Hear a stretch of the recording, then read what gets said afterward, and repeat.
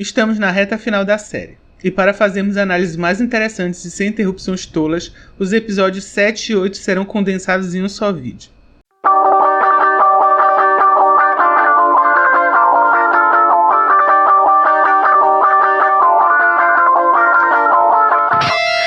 O sétimo episódio começa com uma grata surpresa que se mostra amarga. A Titan, que se escondia nos escombros de uma batalha interplanetária, contacta o Capitão Tuvok, antigo companheiro de nave da Voyager e amigo de Seven. Porém, durante sua conversa, ela percebe que na verdade está conversando com um impostor. Infelizmente, e nossos heróis se dão conta de sua sina. Estão sem eira, nem beira, nem rabo de figueira, uma vez que é bem provável que transmorfos já tenham se infiltrado em tudo quanto é canto da nave da frota a essa altura. O time então decide por um caminho mais arriscado. Em vez de fugir em busca de ajuda, iriam atrair a caçadora de recompensas Vedek até a Titan. Enquanto isso, na engenharia, Geordi tenta acessar Data, mas toda vez que tenta conversar com ele é interrompido por Lore, que agora habita o mesmo corpo, deixando a comunicação entre eles praticamente inviável. A bordo da Stryker, Riker e Deanna Troi se reencontram, mas estão sendo torturados em busca de informações sobre a Titan e o paradeiro de Jack e Picard. Para um pouco de surpresa e alegria de Vedek, seu radar informa que a Titan está à deriva em algum lugar próximo, e toda avariada.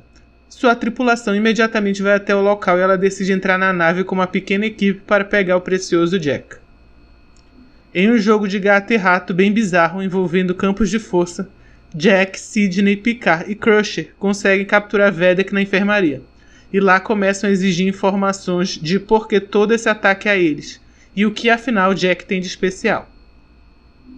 Vedek vai explicar que ela é uma transmorfa especial. Isso porque depois da Guerra do Domínio, lá em Deep Space Nine, onde a Federação apela para armas biológicas para vencer a guerra, alguns dos transmorfos são capturados pela Seção 31, sempre eles, para serem ratos de laboratório onde eram vítimas de todo tipo de experimento.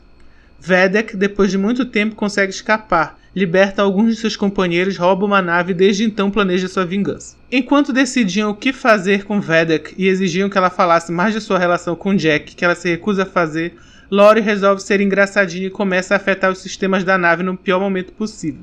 Jack e Sidney fazem uma luta bem vergonha alheia contra os transmorfos, mas Vedek e sua equipe acabam se libertando e rapidamente dão um cacete na equipe da ponte de comando e dominam completamente a nave.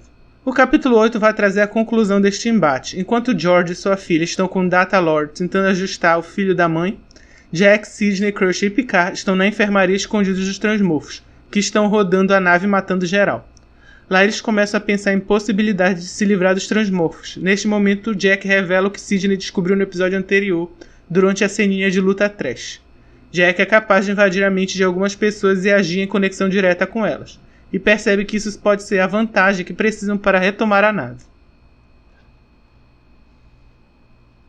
Na ponte, Vedek começa a ficar impaciente e aterroriza a tripulação que está refém para forçar Jack a se entregar. Inclusive ameaça executar sumariamente as pessoas até ele fazer o que ela manda. Enquanto isso, a bordo da Stryker, Riker e Troi conseguem se reconectar como não tinham sido capazes antes, rapidamente pincelando sua vida como um casal, incluindo, obviamente, a perda precoce do filho e os altos e baixos do relacionamento, com boas doses de humor para quem foi preso e torturado. Na Titan, medidas drásticas também são tomadas na ala da engenharia. George decide que vão precisar religar Data na marra mesmo para reassumir o controle da nave, mesmo que para isso precise enfrentar Lore de uma vez por todas. Enquanto isso, Jack consegue se conectar com um dos tripulantes que estava na ponte e quase consegue um golpe contra Vedek, que logo percebe a tramóia. Riker e Troi se reconectam, tendo em mente que talvez aqueles pudesse ser o último momento deles juntos, mas claro que não ia ser assim. O Worf e o Raffi finalmente descobrem que o Riker estava o tempo todo com Vedek, desde que fora capturado por supostos agentes da Federação durante o conflito na estação espacial Daystrom. O grupo consegue se libertar com facilidade, mas aproveita para dar uma investigada dentro da nave inimiga, e descobre o corpo humano de Jean-Luc Picard por lá. De volta à enfermaria, a galera do Picard consegue contato com a galera do George, que está na engenharia. Eles concluem que a única salvação é confiar em Data voltar a si e retomar o controle da Titan, cabendo a Jack enrolar Vedek enquanto isso. A vilã já tinha começado a ficar impaciente e prometeu executar um por um dos oficiais da ponte que estão sendo feitos de reféns se Jack não se entregar. E ele vai, mas não sem levar uma surpresinha. Na engenharia, Picard, Beverly e Sid se reúnem com George e a filha e decidem que não vai ter jeito, vão ter que despertar o Data. O processo começa e pela análise do computador está dando tudo errado. Se inicia uma batalha mental pelo corpo entre os irmãos Data e Lore, e a princípio parece que o Data não tem chances. Lore diz que não tem nenhum remorso em matar Data, e Data diz que não mataria. Parecendo tudo resolvido, Data aos poucos passa a entregar para Lore algumas memórias que ele considera muito importantes para se perder, que vão desde lembranças de seu gato Spot ao discurso de despedida de Tasha Yar. Ao receber essas lembranças, Lore começa a não só sentir como era a vida de Data, mas passa também, de certa forma, a se tornar Data. Enquanto isso, na ponte, Jack tem em suas mãos uma arma secreta. Uma bomba, e ele promete levar todo mundo para o espaço com ele se Vedek não fizer o que ele quer. Ela concorda em mandar o pessoal da ponte para outra salinha e ficar a sós com ele. Era mais uma ideia para deixar o pessoal ocupado, na verdade. O plano que é finalmente concretizado era de Data, após tomar o controle da nave, rapidamente criar um escudo ao redor de Jack e abrir o telhado panorâmico da ponte, fazendo com que todos os transmorfos sejam sugados pelo vácuo. Eles terminam mandando bala na Stryker e Worf, Rife, Deanna e Riker se reúnem com Picard, Data, Beverly e George, finalmente os protagonistas de Next Generation juntos novamente, pela primeira vez em uma mesma cena. Eles agora estão juntos na mesa para resolver a crise em que se meteram, e chegam à conclusão de que o próximo passo lógico é que Deanna Troi ajude Jack a buscar em seu subconsciente a resposta por trás de seus fantásticos poderes e visões que o assombram desde criança.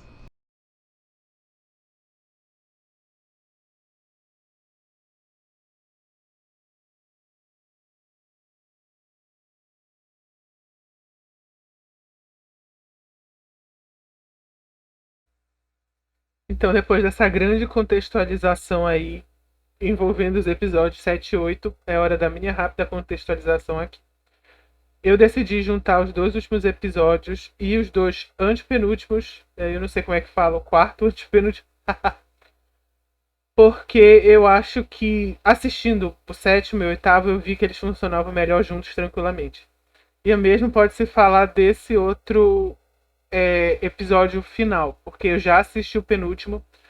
Enquanto eu estou gravando esse vídeo, eu ainda não assisti o último, provavelmente vai estrear em algum momento do dia. Eu estou até um pouco ansioso para ver o grande finale. Então é por isso que vão ser só mais 2 vídeos falando dos 4 episódios. Bom, voltando ao sétimo e oitavo, como eu já devo ter adiantado para vocês aí na sinopse dos episódios, ele é o pior momento da temporada fácil. Você vai ter momentos que vai parecer que você tá de volta naquelas. Você vai estar de volta lá no Discovery, sabe? Aquele coisa escuro, dark demais, os personagens se repetindo quando falam, umas cenas de luta que tenta ser herói da Marvel, mas que é sempre meio vergonha alheia, umas lógicas científicas que eles tiram de lá do coração deles. O que você vai ter assim de ponto bem alto, que eu achei assim que pode vir a ser grandes momentos de Star Trek no futuro, sem dúvida é quando você tem essa batalha mental do Data e do Lore lá pelo corpo que ficou, o corpo robótico que ficou, o último corpo do Dr. Sang construiu. Ali você tem um momento muito bom, a lógica do Data e como se ele estivesse se rendendo, que inclusive é o nome do 8º episódio, Surrender. E na verdade ele tá passando todo o conhecimento que ele adquiriu, tudo que ele viveu pro Lore, e o Lore no início pega aquilo como se fosse um troféu, e depois aquilo modifica ele, porque são as experiências de vida que transformam você em quem você é. Essa é a lógica por trás do que aconteceu com o Data. E como o Data já se vê, depois de tudo que passou por ele, na série original do Next Generation, nos filmes, até culminar na morte dele, ele se vê como humano. Ao experimentar isso, o Lore meio que vê que o Data é um humano. E aquele choque para ele é tão grande que ele acaba virando um só com o Data. Ele quer ter aquela vida também. E aí você vai ter o Data meio que sendo esse personagem, mas ao mesmo tempo não é mais o mesmo Data, porque ele já tem várias coisas do Lore dentro dele. Uma saída interessante, porque o personagem tinha dito muito que queria morrer no início do Picard, na temporada 1. Então era até meio trash, e o próprio Picard vai falar isso, dele ressuscitar o Data agora que precisa dele, sendo que ele já tinha prometido que ele ia descansar em paz. Então foi uma boa forma de trazer o personagem de volta sem passar vergonha, vamos dizer assim. Então teve esse grande momento da série, que pra mim é um grande momento de Jornada nas Estrelas mesmo. Apesar de que não tem muita estrela, é mais robótica, inclusive lembra quem gosta da franquia de Ghost in the Shell, lembra muitos embates da Major lá em Ghost in the Shell, aqueles embates mentais na rede de computadores. Mas é um dos grandes momentos, sem dúvida. Agora, tudo em relação a Vedic acabou tendo uma ideia boa por trás, assim. E a atriz também faz um bom trabalho, mas ali você vê que ela acabou patinando no vilão genérico mesmo. Não teve pra onde correr. Pra mim ficou isso bem claro. O que é uma pena, claro. Porque você sempre quer que o personagem se desenvolva, vire... Enfim, seja mais do que você espera dele. Mas infelizmente não foi o que ocorreu ali. Ela vai se tornar esse vilão genérico que, depois que dá a explicação dela de por que está fazendo a vilania, você só quer que, enfim, o herói se livre logo dela para seguir adiante. E antes ela tivesse terminado ali antes e você descobrisse depois por uma outra fonte que ela era um changeling. Ou fosse só alguém trabalhando pro changeling mesmo. Aquele momento ali que ela toma o meteoro na cara dentro da Shrike, lá no episódio, se eu não me engano, no episódio 4, pra mim já tava bom de Vedic. Podia só depois ela ter um apanhado explicando por que ela não perseguiu mais a Titan. E aí você tinha os Changelings só se mostrando agora. Não precisava a Vedic ser um Changeling, não precisava ela ser um Transmorfo. Eu acho que acabou deixando bobo. E aí você tem ela presa explicando tudo aquilo e você vai ter como se fosse consequência de como foi o fim da Guerra do Domínio. Lá em Deep Space Nine, nos últimos episódios, quando a guerra tá pegando fogo mesmo, e a Federação não vê tanto futuro, eles acham que eles vão se ferrar. Os cientistas, eles conseguem montar uma arma biológica, né, que deixa os transmorfos doentes, faz com que eles meio que percam a gelatinosidade deles e morram. E é muito grave, porque se eles colocassem aquilo lá no planeta dos transmorfos, onde fica meio que a sopa primordial, eles têm um nome para isso, o Grande Elo, se eu não me engano, The Great Link. Se eles botassem ali, eles iam para as cucuias, porque a lógica dos changelings, dos transmorfos, diferente dos humanos, é que eles são todos iguais. Então uma doença que afeta um, afeta todo mundo. E aí eles ameaçam, e aí eles têm que se render e falam, não vamos mais mexer com a Federação. Então só isso já é uma coisa meio, como é que eu posso dizer, assim, meio dark para algumas pessoas e meio que um exagero. Além de, se você parar para pensar, ser uma, não digo nem referência, ser uma analogia bem distante, mas não deixa de ser uma analogia a como foi alguns dos desdobramentos da Segunda Guerra Mundial. Muito de Deep Space Nine tem a ver com a Segunda Guerra Mundial, tem a ver com o tratamento dos judeus pelos tais nazistas, e tem a ver até um pouquinho com como é a lógica de Israel e a faixa lá da Palestina. Mas assim, não vamos nos aprofundar, porque a analogia é para isso, é para fazer você pensar e pesquisar por conta própria. Então, aí quando você tem agora, você tem essa federação, os bonzinhos da federação, porque a federação agora tem bonzinhos e gente muito filha da mãe. Além da seção 31, que eu já vou meter o pau mais adiante. Então você vai ter neles, como é que eu posso dizer? Uma depressão, uma tristeza, uma culpa por terem feito isso, usado a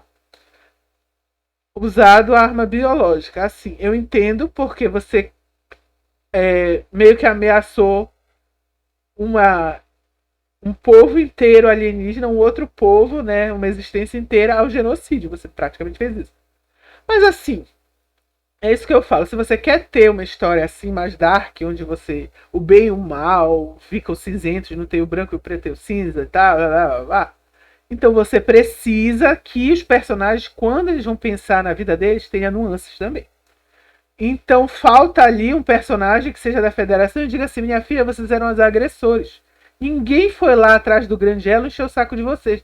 Vocês que vieram aqui pro nosso setor queriam tanto controlar todo mundo que juntou os humanos, Klingon, Romulano e até os Cardassianos, de certa forma, contra vocês, porque ninguém queria vocês aqui. Então, assim, é para chegar um e dizer assim, não existe arma pequena contra agressor, meu filho. Vocês eram os agressores. Não foi uma guerra que, enfim, começou porque eles estavam disputando o mesmo local, que estava vago. Como é o caso, por exemplo, da próprios Cardassianos e da Federação. Que a Federação Cardassiana tem uma faixa lá, né, a zona neutra, e em alguns locais eles têm essa disputa. Que você diz, mas quem é o dono? E aí você tem os Cardassianos sendo escrotos, meio que fazendo referência a alguns das nações mais escrotas aqui do nosso mundo. E eles faziam as coisas mais exageradas, mais absurdas, e a Federação não fazia, que deixava eles do lado do bem. Então, o que eles fizeram, essa ameaça, ela é boa? Não, ela é muito ruim e é realmente é algo que eles têm que refletir como sendo algo negativo que eles fizeram. Mas eu não deveria me sentir culpado por fazer de tudo contra um agressor que queria a minha escravidão, porque era isso que os transmorfos eles propunham para as outras, como é que eu posso dizer? Para as outras etnias, para as outras raças, para os outros alienígenas que eles conseguiam.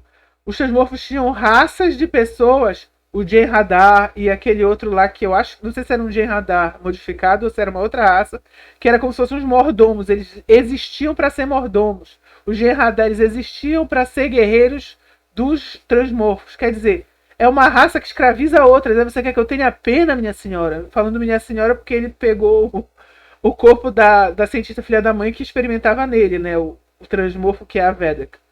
Mas assim, você quer que eu tenha exatamente pena? Difícil. Eu acho que é mesmo assim, já que a gente tá nessa moda de que tudo tem que ser igual no mundo real, pense você, vem os portugueses lá e invadir onde hoje é Angola. E aí o povo de lá, que a boa parte acabou sendo dominado e escravizado e vendido como escravo para outros países, como se nem humanos fossem, tivesse a oportunidade de ter uma arma biológica e ameaçar os portugueses. Eles são filho da mãe? Não, me explica aí. Eles são filho da mãe para fazer? Seriam filho da mãe para fazer isso? Eles estão se defendendo de agressores, de pessoas que querem dominar eles e obrigar eles a fazer o que eles não querem. Gente, pelo amor de Deus. Então é isso que eu falo. Esse episódio 7, principalmente, o 7 e o 8, tem bons momentos, mas ele mostra, escancara aquilo que tem de tão ruim, tão ruim, tão ruim que nesses novos Star Trek. Que é um discurso engessado, pronto, que explica o que é para você pensar e tenta escrever de uma forma que, se você não pensa daquele jeito, você imediatamente é uma pessoa do mal. E assim, Star Trek não era. Você tinha muitos, muitos, muitos pontos que você deixava no ar. Vide como o Sisko se portou na guerra, que era o capitão lá da Deep Space Nine. Ele fez algumas coisas que são questionáveis, mas questionáveis para quem está assistindo ou para quem não está lá. Mas porque está na guerra é outra história. Então, o Jornada nas Estrelas, ele tinha isso, de fazer pelo menos essa nuance, coisa que se perdeu, e aqui você vê isso. Você via em Discovery, a temporada inteira, as duas que eu assisti, insuportáveis. Você viu nas duas primeiras temporadas de Picard, insuportáveis. Você vê muito disso no Strange New Worlds, apesar de que eles tentam deixar a coisa sempre mais caricata para só ter as partes mais engraçadinhas do original, mas você ainda vê muito isso. Então, é muito difícil você trazer isso sem necessidade, porque você podia ter escrito de uma forma melhor. Então, toda essa sequência eu achei bem trash. Eu achei que... E culmina na Vedek falando que ela era experimentada pela bendita da seção 31. Eu não sei se é a seção 31 mesmo ou se é outro número. Mas enfim, é aquela parte da federação que faz tudo por debaixo dos panos, cria arma que não devia criar, experimenta em raças alienígenas, finge que não existe, ou seja, se perguntou, a federação oficialmente diz que ela não existe. E acabou sendo motivo de piada, porque enquanto ela apareceu, se eu não me engano, pela primeira vez no Deep Space Nine, eu não me lembro dela em Next Generation. Depois, eles utilizam ela também lá na Enterprise. E aí, quando chega no Discovery, são literalmente 2 temporadas de Seção 31. Que era para ser escondido, todo mundo já sabia. Desde antes da Next Generation. Quer dizer, eles... A ânsia de fazer a federação do mal, vamos dizer assim, faz com que eles tenham essas ideias imbecis de roteiro. E é isso que esse episódio traz. Além das cenas de ação. Nossa, tem uma cena de ação que é assim, os trapalhões. A Sidney, né, que é a piloto, a filha do LaForge, ela tá lá tentando fugir do transmorfo, e ele tá com uma arma assim. E aí sai o campo de força, ela dá de cara com ele, olha, dá tempo dela olhar, voltar, sair correndo, o cara com a arma na mão assim, podendo atirar, queima-roupa e não atira. E não é como se eles tivessem, então você pensa assim por 3 segundos, eles não querem matar porque aí tem. Não, daqui a pouco eles estão matando geral. Sabe, só Jesus. Só Jesus esse episódio.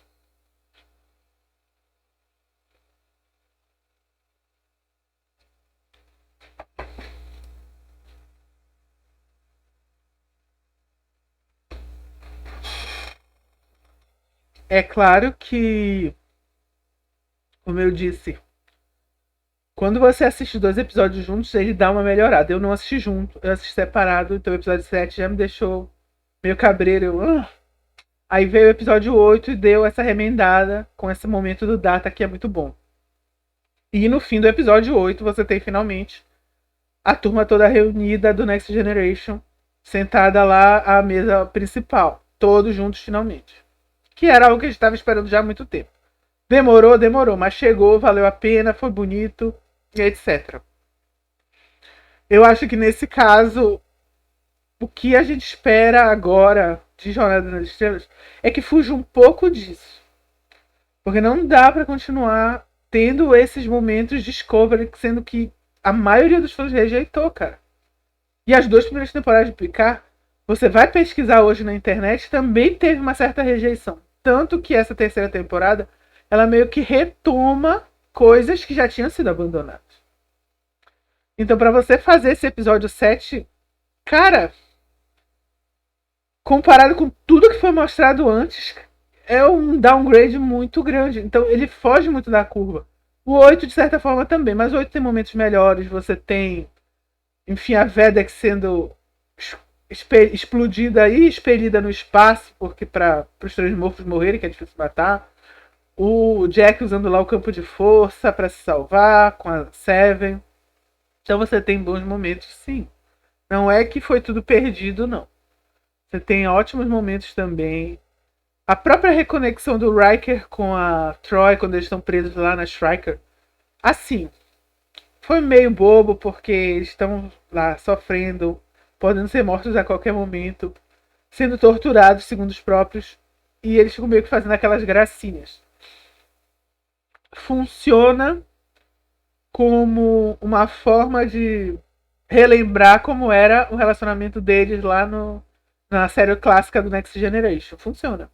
Mas dentro ali daquela narrativa fica um pouquinho bobo. Então eu fiquei muito feliz quando o Worf aparece e resgata eles, porque a partir dali já dá pra ter mais momentos de leveza. O Worf ele vai ser um personagem que foi e se entregou ao livro cômico de certa forma. Mas curiosamente isso não me incomodou. Engraçado, né? O Worf ele sempre tava, ou ele tentava ser o super sério, porque a história pedia que ele fosse super sério, ou pedia pra ele ser o alívio cômico.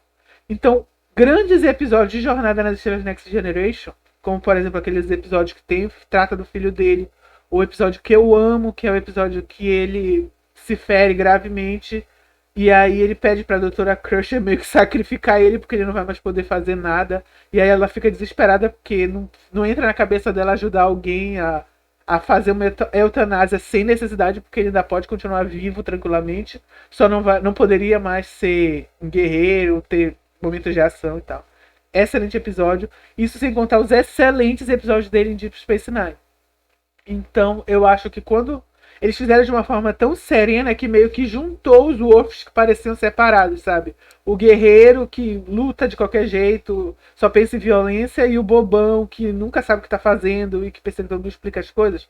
Juntou para fazer esse personagem que é sereno, engraçadão, ao mesmo tempo que ainda é um grande guerreiro, ainda sabe lutar, ainda sabe resgatar os amigos, etc. Então é excelente. O George também tá legal, apesar de que eu acho que o ator, a forma dele de atuar não envelheceu tão bem. Você vê, assim, uma coisa muito teatral nele, mas o personagem em si eu gostei do destino que deram. Principalmente porque a gente sabe que ele sempre quis ter um relacionamento, ter uma família, etc. Mas mostravam ele como sendo um fracasso nisso em todos os episódios que tratavam desse tema.